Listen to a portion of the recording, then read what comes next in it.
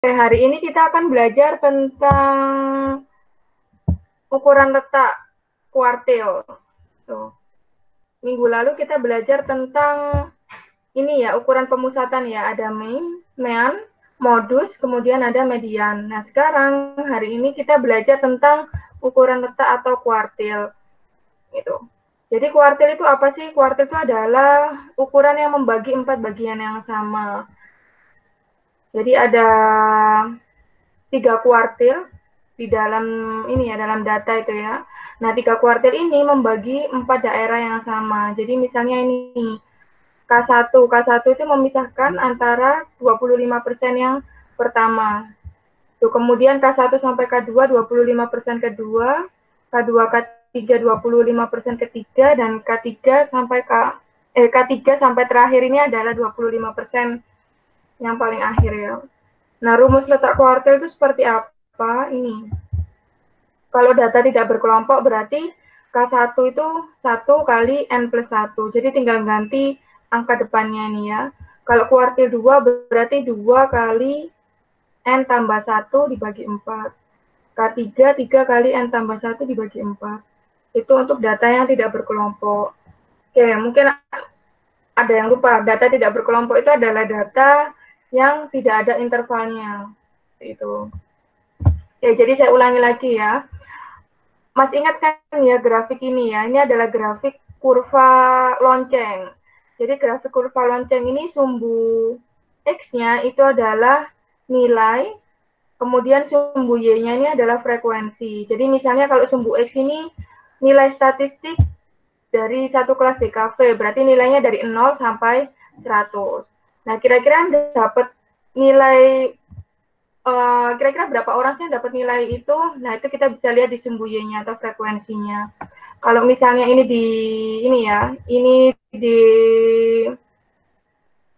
kalau misalnya kita mengasumsikan ini itu adalah grafik dari nilai statistik, berarti nilai yang paling tinggi, nilai yang memiliki frekuensi paling tinggi adalah nilai 50 seperti itu, karena dia mencapai puncak yang tertinggi. Itu yang maksudnya. Nah, fungsinya kuartil ini adalah untuk memisahkan data-data itu sendiri. Kalau K1 berarti memisahkan 25% yang pertama, K2 25% yang kedua. Begitu seterusnya. Nah, misalnya ini, contoh kuartil data yang tidak berkelompok. Ini ya. Jadi di sini itu adalah nama-nama perusahaan dari urutan nomor 1 sampai nomor 19.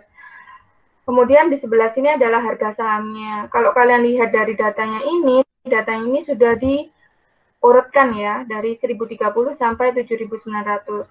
Nah, kita pengen tahu nih, kira-kira data-data mana sih yang masuk ke dalam 25% pertama, kemudian 25% kedua, dan seterusnya. Oke, untuk yang pertama letak kuartil ya. K1, berarti kan kuartil pertama ini berarti dikasih 1 dikalikan dengan ada berapa data di sini? Ada 19 data. Berarti 19 ditambah 1. 19 tambah 1, 20. 20 dibagi 4, 5. Oke, jadi 5 ini adalah batasnya. Jadi data nomor 1 sampai nomor 5 itu berada di posisi 25% terbawah. Gitu. Kemudian kalau K2 berarti tinggal diganti depannya ini dengan 2. Ya, kemudian K3 diganti depannya dengan 3. Sehingga kalau kita petakan, maka datanya akan seperti ini. Ini ada K1, K2, dan K3. Jadi dengan mengetahui posisi kuartil ini, kita bisa mengambil kesimpulan. Misalnya nih ya, apabila ada investor yang pengen beli saham perusahaan, maka saham yang tidak disarankan itu adalah yang di bawah 25%, karena harganya itu rendah ya. Ini berarti yang nggak boleh dibeli adalah nomor 1 sampai nomor 5. Seperti itu. Oke, untuk kuartil, ada yang ditanyakan? Kuartil data tidak berkelompok. Gimana, Joko? Paham nggak kira-kira?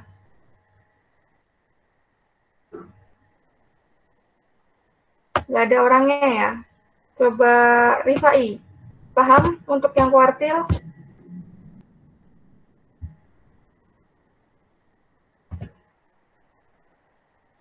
Oke ya, saya asumsikan paham ya kalau nggak.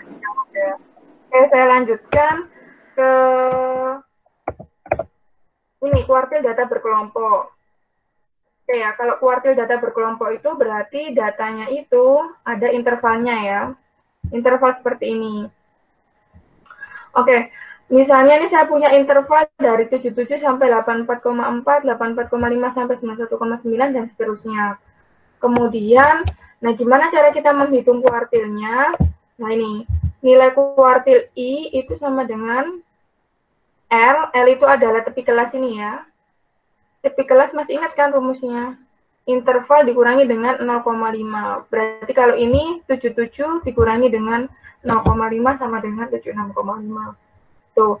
Kemudian I di sini itu adalah kuartil keberapa. Kalau kalian pengen menghitung kuartil 1, berarti I-nya ini adalah 1. Dikalikan N. N-nya itu adalah total datanya. Oke, dibagi 4. Kemudian dikurangi FK. FK itu adalah frekuensi kumulatif sebelum. Dikalikan dengan P. P-nya itu adalah interval. Ini ya, saya tuliskan simbolnya di sini. Kemudian dibagi dengan FI. FI itu adalah frekuensi. Frekuensi di mana letak nilai kuartil. Oke. Jadi misalnya seperti ini. Untuk kuartil yang pertama, ini ya, K1, maka kita menggunakan rumus ini. I kalikan N dibagi 4. Ingat ya, kalau kuartil data berkelompok, tiap-tiap kuartilnya itu dihitung dengan menggunakan rumus ini. I kali N dibagi 4. Oke, saya back lagi. Nah, ini ya. 1 dikalikan N dibagi dengan 4.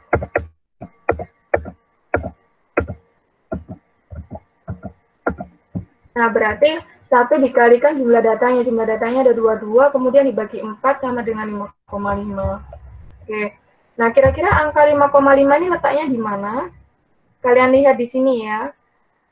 Untuk kelas yang pertama, dia tuh hanya punya 3 anggota. Berarti anggota 5,5 ini masuk ke dalam kelas kedua. Jadi, letak kuartil pertama itu adalah berada di kelas kedua. Seperti itu. Oke, kemudian sekarang letak K2. K2 itu berarti kuartil 2. Berarti kita ubah I-nya ini menjadi 2 ya. 2 kali 22 dibagi 4. Itu adalah 11. Nah, 11 ini masuk anggota yang mana? Ini berarti 11 adalah masuk ke anggota yang ke-3 ya. Nah, ini adalah letak K2. Kenapa kok masuk ke kelas 3? Karena kalau di kelas 2 ini dia tuh hanya mencakup 10 anggota aja. Tapi kalau kelas 11 berarti dia udah masuk ke kelas yang selanjutnya. Ya. Oke, sampai sini ada yang kurang paham? Oke, saya ulangi lagi ya. Jadi kalau letak kelas ini disesuaikan sama anggotanya. Kalau kalian bingung, coba lihat ini ya. Kelas 1, kuartil 1, 5,5, apakah dia bisa masuk ke sini? Enggak kan ya, karena anggotanya cuma ada 3, sehingga dia bisa masuk ke sini. Karena di sini itu mencakup 7 anggota, 3 ditambah 4, 7. Nah, kemudian letak kuartil 2. Letak kuartil 2 ini urutan anggotanya itu adalah urutan ke nomor 11. Nah, kalau di kelas kedua ini dia hanya mencakup 7 anggota aja. 3 tambah 4, 7 ya. Sehingga urutan anggota nomor 11 ini berarti masuk ke dalam kelas ketiga. Seperti itu. Jadi ini letak K2 di sini. Kemudian letak K3. I-nya 3 dikalikan dengan 22 dibagi 4, 16,5. Ya, paling gampang sih lihat dari frekuensi kumulatifnya. Kalau 16,5, nggak mungkin kan masuk ke kelas nomor 3 ini. Karena anggotanya itu cuma sampai 14, sehingga dia masuk ke kelas yang nomor 4. Anggotanya ada dari 15 sampai ke 18. Seperti itu. Nah, ini adalah posisi letak K1, K2, dan K3. Sehingga kalau kita pengen menghitung kuartilnya, maka misalnya nih untuk letak kelas 1 ya, L-nya itu adalah 84,5 dikurangi 0,5 sama dengan 84. Berarti tepi kelasnya ini 84 ditambah I kali N dibagi 4-nya itu kan ini ya, 5,5 dikurangi dengan 3. 3 itu adalah frekuensi kumulatif sebelum K1. Letak K1 di sini berarti frekuensi kumulatifnya yang berada di posisi sebelumnya adalah 3. Berarti 3 dibagi 4, kemudian dikalikan dengan P-nya, atau panjang intervalnya, itu adalah 8,4. Seperti itu. Itu nilainya 89,25. Jadi 89,25 itu adalah batas dari kuartil pertama. Oke, selanjutnya kuartil kedua. Kita lihat ya. Tepi kelasnya itu adalah 92 dikurangi 0,5. Berarti 91,5 ini adalah L-nya, ditambah 11. 11 ini dari mana? 11 ini dari perhitungan I kali N dibagi 4. Kemudian dikurangi frekuensi kumulatif sebelumnya. Frekuensi kumulatif sebelumnya itu yaitu adalah 7 ya. Berarti kita masukkan 7 di sini, kemudian dibagi dengan frekuensi I-nya ini. Letak K2 ini memiliki frekuensi berapa? Nah ini ya, frekuensinya ada 7. Berarti dibagi dengan 7. Kemudian dikali dengan 8,4. Oke, simple ya untuk perhitungan kuartilnya. Oke, sekarang kuartil yang terakhir. Kalau kuartil yang terakhir itu L-nya itu adalah 99. 99 ini dapatkan dari 99,5 dikurangi 0,5. Ditambah I kali N per 4-nya, ini ya, itu nilainya adalah 16,5. 16,5, kemudian dikurangi dengan FK. FK frekuensi kumulatif sebelumnya. Jadi K3 ini frekuensi kumulatif sebelumnya adalah 14. Kita masukkan 14. Dibagi dengan FI-nya. Frekuensi di kuartil ketiga itu berapa? Ada 4 ya. Sehingga dibagi dengan 4, kemudian dikalikan dengan 8,4. Nah, ini adalah perhitungan dari kuartil data berkelompok. Sampai sini ada yang ditanyakan? Kalau ada yang nggak paham, mungkin bisa bisa chat juga atau langsung ngomong lewat mikrofon kalian.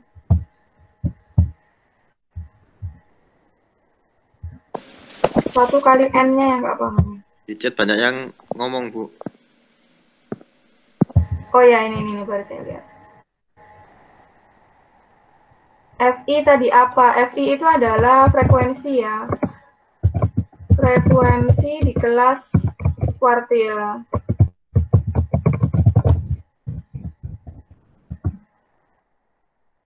Kemudian I kalikan N. I kalikan N itu adalah I itu adalah kelas kuartilnya ya. Oke, kita lihat.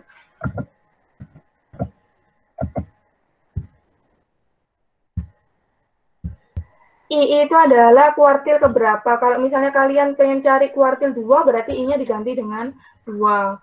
Kemudian dikalikan N. N itu adalah jumlah sampelnya. Kalau sampelnya ada 22, berarti N-nya diganti dengan 22. Kemudian dibagi dengan 4. Gitu. Oke, sampai sini ada yang dibingungkan?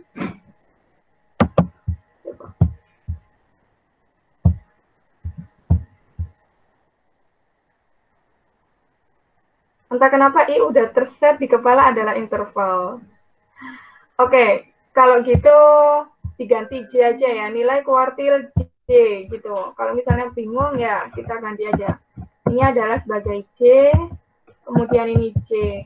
Oke. Kemudian, nah seperti ini aja. Ya nggak bingung ya. Kemudian kalau ini dikalikan dengan I, oke deh. Intervalnya ini saya ganti dengan I. Oke. Ini juga bisa.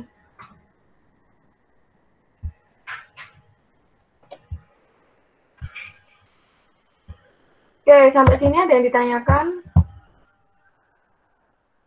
Oke, Jeffrey udah ya. Yang lainnya mungkin?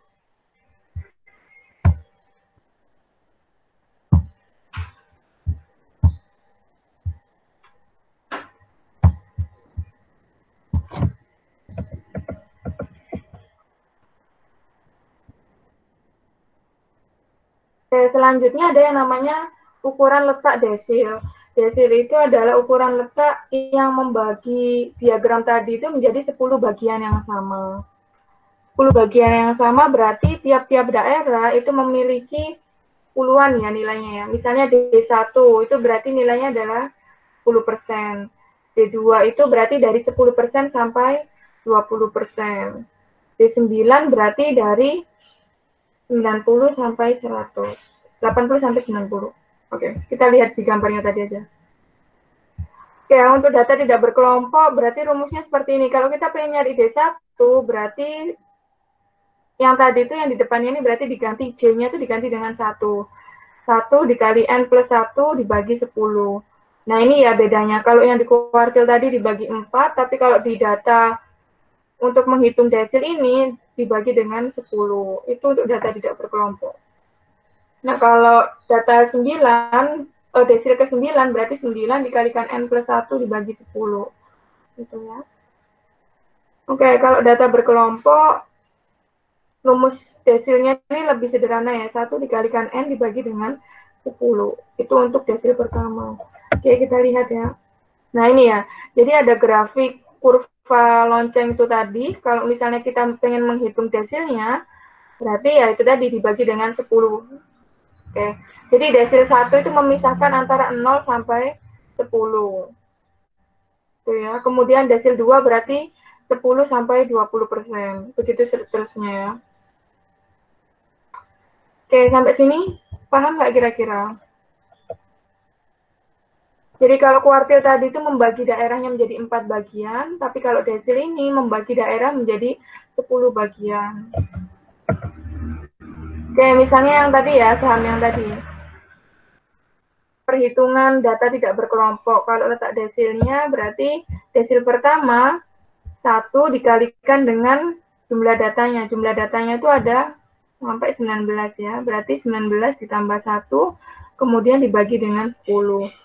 Tuh, nilainya adalah 2. Kemudian kita pengen menghitung desil ketiga, berarti yang depannya ini diganti dengan 3. Berarti 3 kali 19 ditambah 1, 20 dibagi 10. Berarti ada 6. Itu selanjutnya ya. Nah, sorry. Jadi ini tuh adalah batas-batasnya. Desil 1 itu berarti antara 1 sampai 2. Kemudian desil 3 itu berarti batasnya itu adalah sampai nomor 6 ini. Nah, kenapa sih kok kita perlu tahu desil ini? Karena untuk memudahkan kita untuk memetakan data. Misalnya nih ya, ada 19 saham pilihan Bursa Efek Indonesia. Berarti kalau kita pengen tahu 10% saham terendah, berarti yang mana? Berarti adalah yang punya LPKR dan ADRO. Gitu. Kemudian kita pengen tahu 10% saham tertinggi. Oh, berarti kalau 10% saham tertinggi itu adalah yang nomor 18 sampai 19. Kok bisa kita tahu yang ini ya? Karena nilai ini itu dibatasi oleh desil ke-9. Tuh. Seperti itu. Kemudian pengen tahu 30% perusahaan dengan saham terendah. Berarti data-datanya yang mana saja? Berarti data-datanya itu adalah dari yang nomor 1 sampai data yang nomor 6. Itu adalah 30% perusahaan dengan saham terendah. Oke, sampai sini untuk perhitungan data tidak berkelompok dan kesimpulannya. Kira-kira sudah paham belum?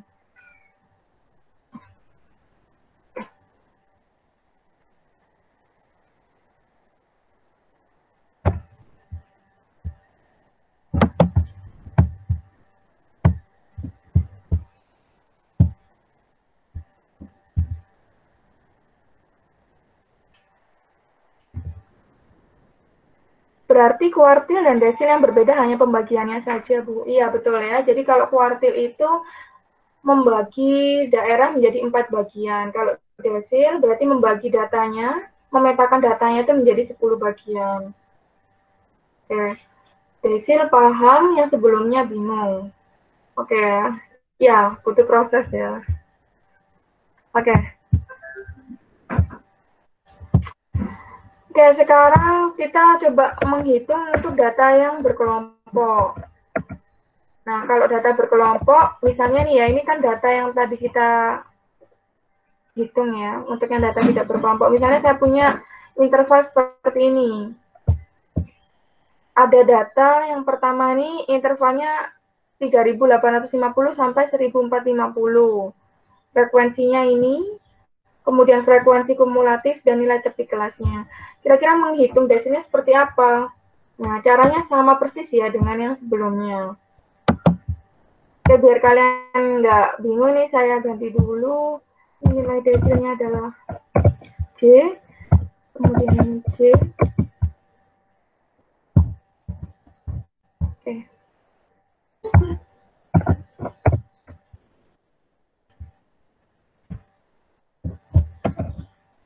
Oke ya, nilai desil J.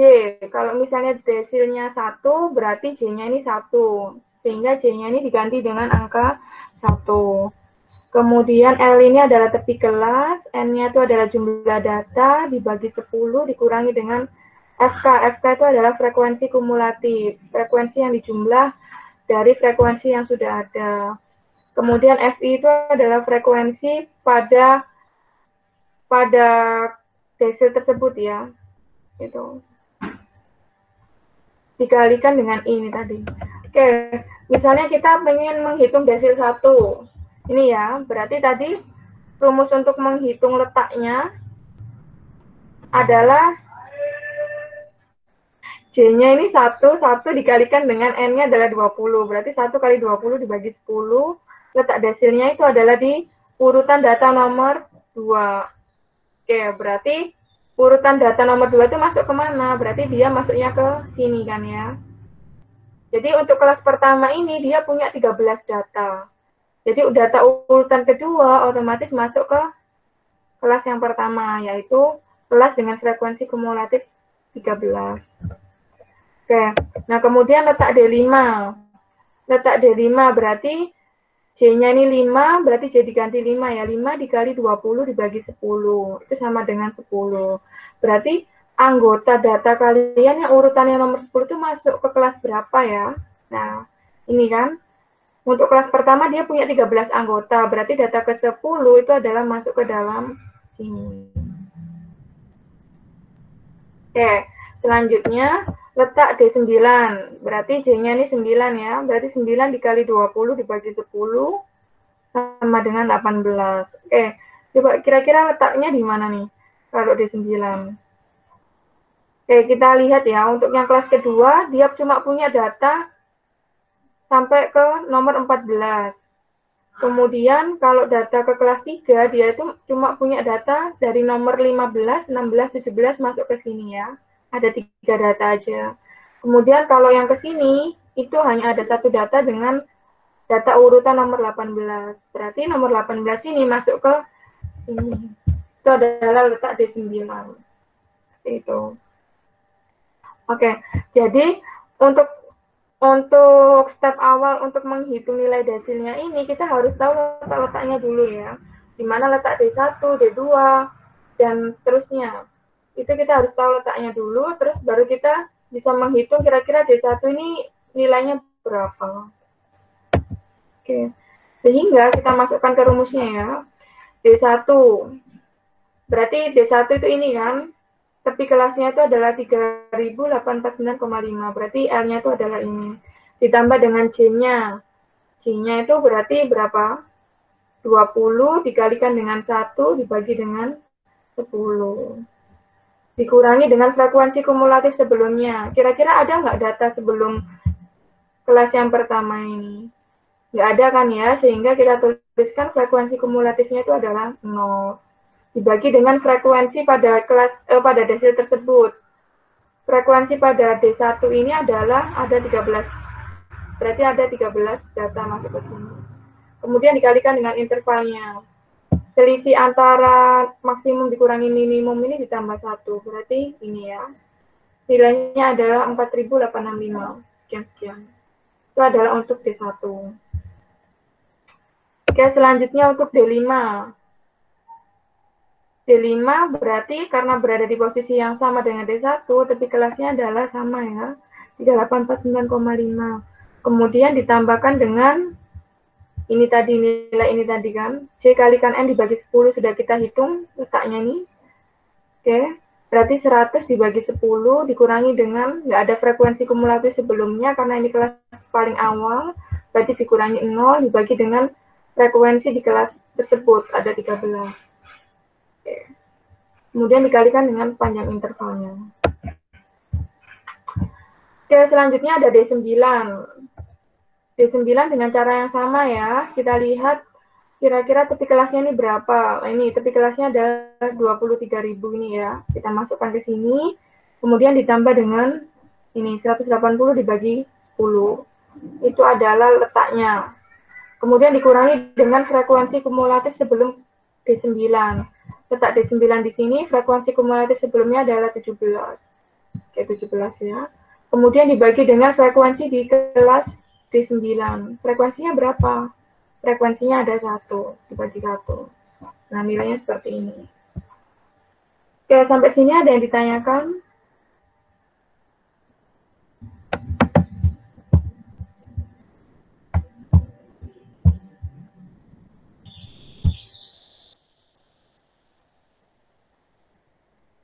Agak kesusahan. Kesusahan yang mana, Faza? Coba kamu ngobrol dulu, Faza. Kesusahannya di mana nih?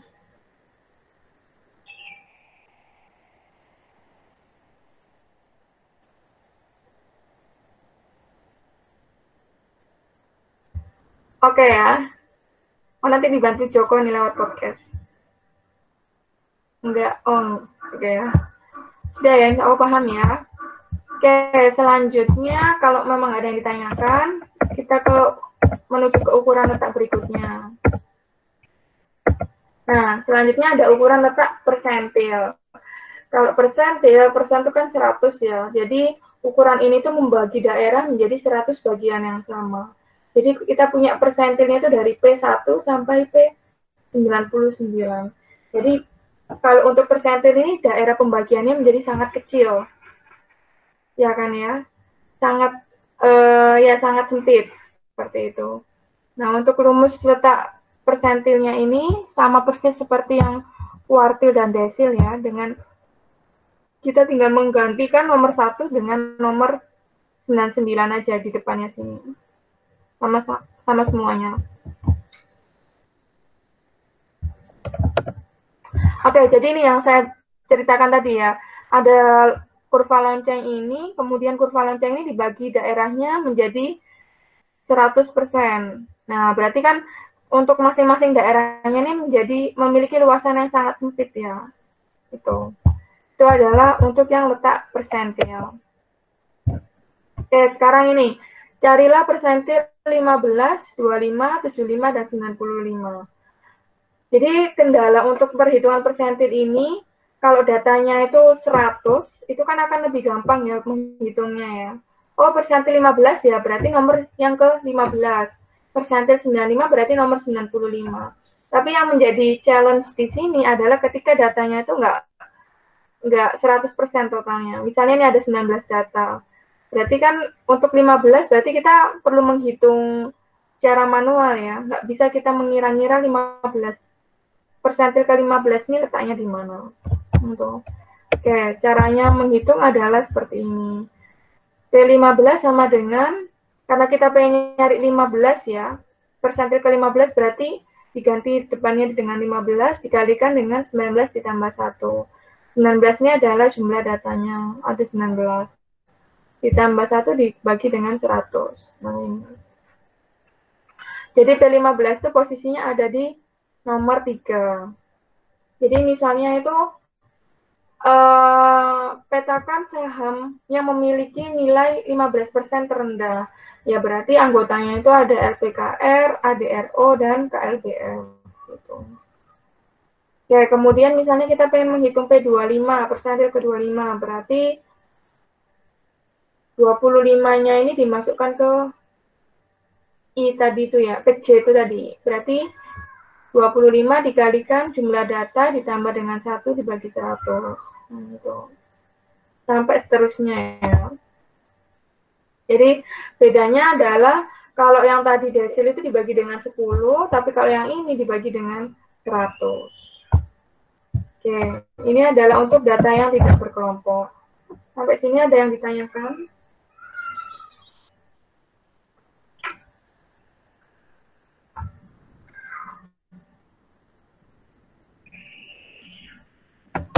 Kalau ada yang ditanyakan langsung aja ya, nyalain mikrofon kalian.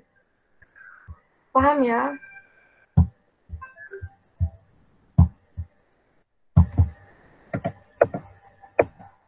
Oke, selanjutnya kalau misalnya kita punya data interval seperti ini, data yang berkelompok, gimana cara kita nyari P22, 85, dan 96? Nah, ini ya. Kita masukkan ke nilai, rumus nilai persentil. Oke, saya ganti dulu. Oke, kemudian ini. Oke.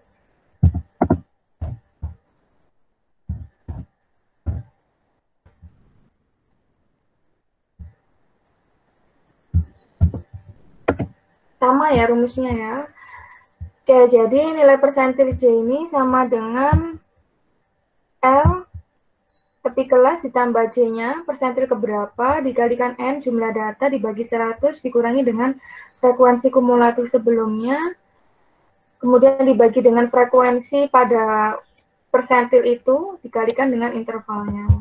Jadi sekarang kita lihat dulu.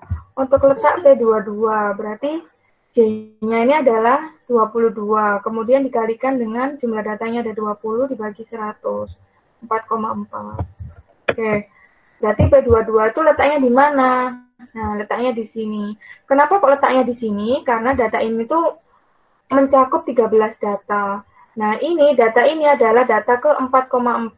Berarti 4,4 itu masuk ke dalam sini. Tuh ya. Kemudian P85. 85 berarti J-nya ini diganti dengan 85 dikali 20 dibagi 100. Itu nilai ke-17 ya. Kita butuh data ke-17. Data ke-17 itu berarti data yang mana? Nah, ini ya.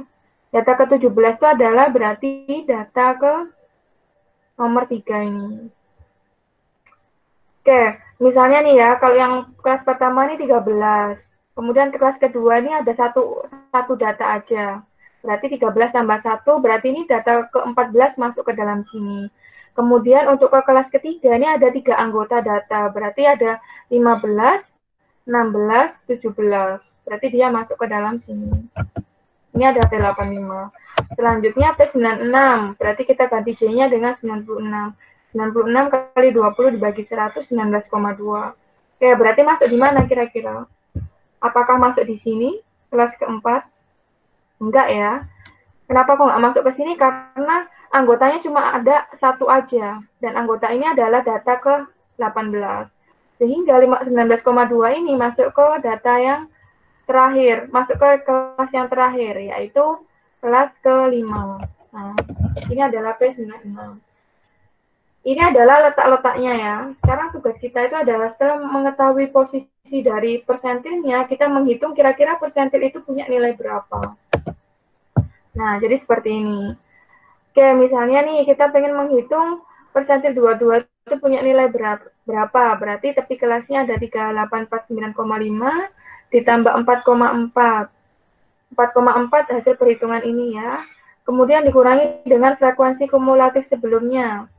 Nah, P22 ini nggak punya frekuensi kumulatif sebelumnya, sehingga nilainya adalah 0. Kemudian dibagi dengan frekuensi di kelas P22. Frekuensinya ada 13. Berarti dibagi 13 dikalikan panjang intervalnya. Nah, nilainya adalah ini. Oke, jadi seperti itu.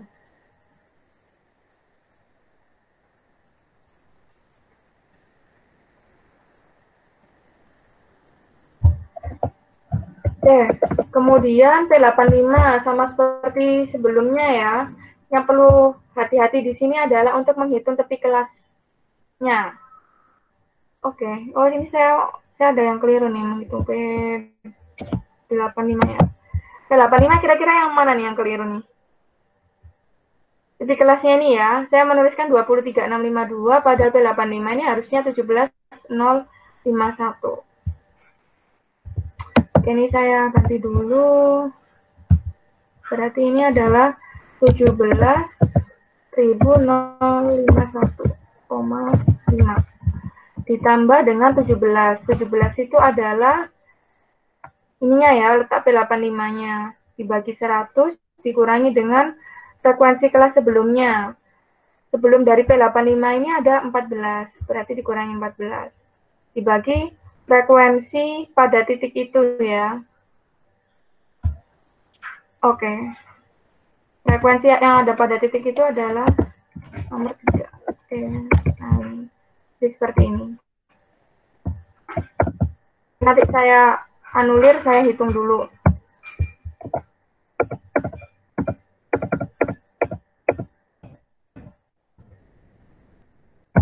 Oke, selanjutnya P96. P96, oke, kita lihat ini ya.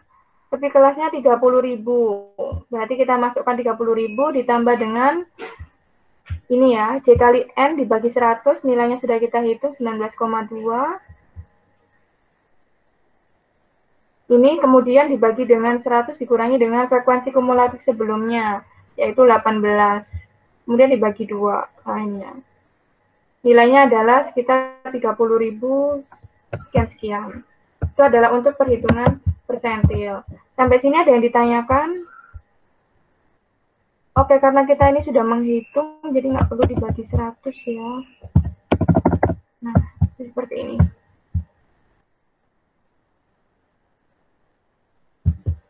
Oke, ada yang ditanyakan sampai sini?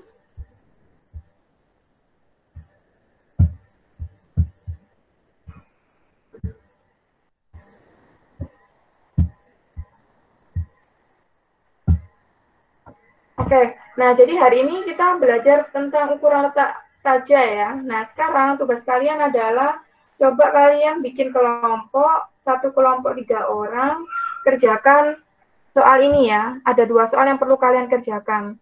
Kemudian nanti kalian kumpulkan di Edmodo, terus kerjakan 1 jam aja, kemudian nanti kita bahas bareng-bareng. Oke, bisa nggak kayak gitu? Memungkinkan nggak kira-kira? Gimana ketua kelas? Gimana Bu? Maaf. Oke, jadi kan pengen saya itu kalian juga ada latihan juga kan. Coba kerjakan, ada 2 soal di sini. Bentar saya kopikan soal yang lain dulu.